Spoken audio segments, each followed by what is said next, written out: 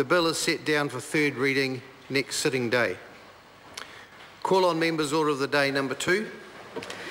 Sentencing Protection of Children from Criminal Offending Amendment Bill, second reading. Mr. Speaker, I move that the Sentencing Protection of Children from Criminal Offending Amendment Bill be now read a second time. Mr. Speaker, it's with mixed feelings that I lead off the discussion, this second reading for this bill, because it was originally introduced to this House by the late Honourable Brian Donnelly, who at the time had a very strong belief in this country's responsibility to the care of its children.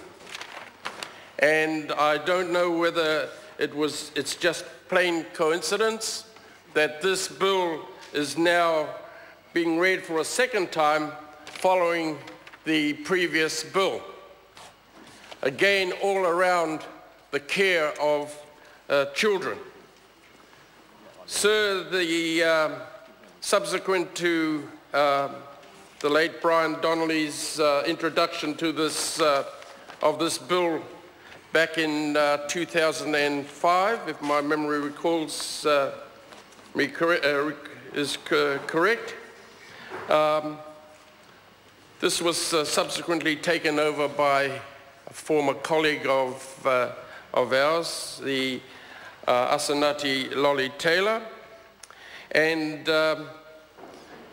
when she introduced the bill to the House, she also expressed and her acknowledgement of the Honourable Brian Donnelly, who strongly advocated for a bill like this to be developed in order to tackle the issues that this bill intends to address.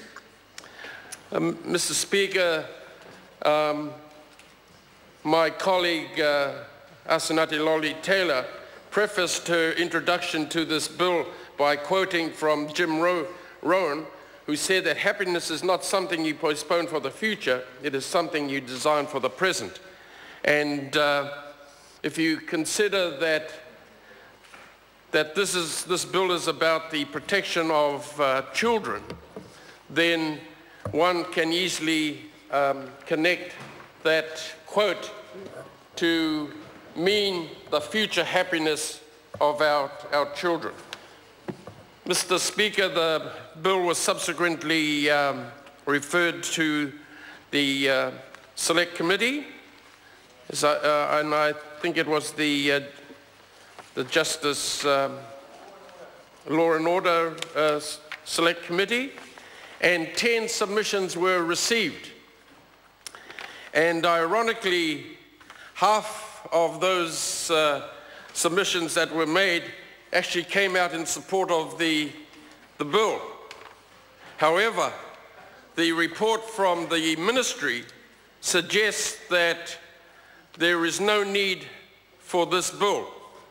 And I want to take my time while I'm on my feet to suggest otherwise, not intending to devalue the advice given by the ministry. But I think that if you consider the number of young people who, beyond their control, are being confronted by acts that are totally against the laws of this country, then obviously those perpetrators are not receiving the message under the present legislation, notwithstanding that the advice from the ministry stated that the present legislation is more than sufficient to cover the intent of this bill.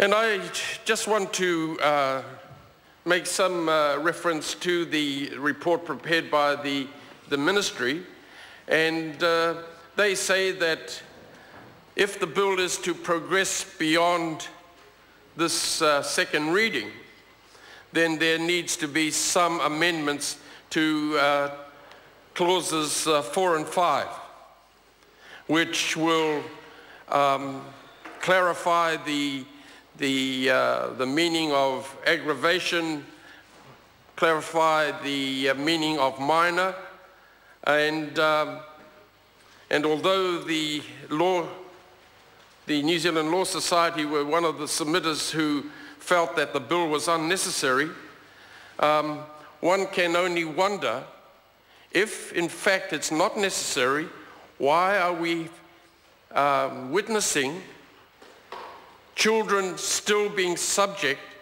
to recalcitrant adults committing crimes while these young people are present? And it seems to me that the sentencing that is being used to sentence the perpetrators doesn't seem to be strong enough. And I just wonder whether or not those who will be taking a call in this debate would consider allowing the bill to go to a committee stage, and so giving the opportunity to introduce appropriate supplementary order papers to account for the concerns that those submitters who feel that this bill is not needed, to make the bill more relevant. And I just wonder whether in fact some consideration would be given to this. Mr. Speaker, in the report received from the ministry, they've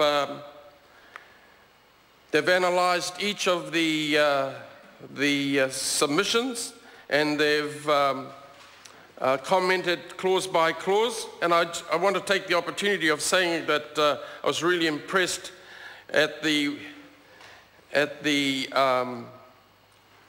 time and obviously the research that they've had to undertake in order to provide a report that is very clear for the committee.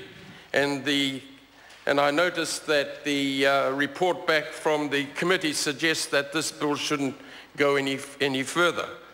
But there's always a first time, and I actually stand in the hope that consideration may be given by the House today, and not only to say that this bill is going to progress to the committee stage, but also to give some due recognition to the member who originally introduced this bill to this House.